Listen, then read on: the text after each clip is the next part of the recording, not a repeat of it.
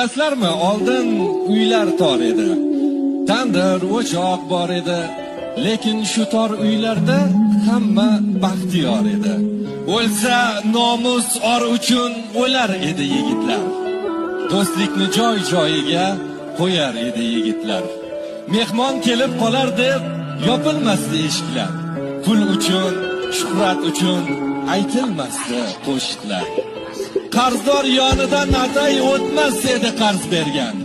Talabadan kaltak yeb bosh egmasdi dars bergan. Ota-ona oldida bola erkalamasdik. Birovning aybini yopardik, pullamasdik.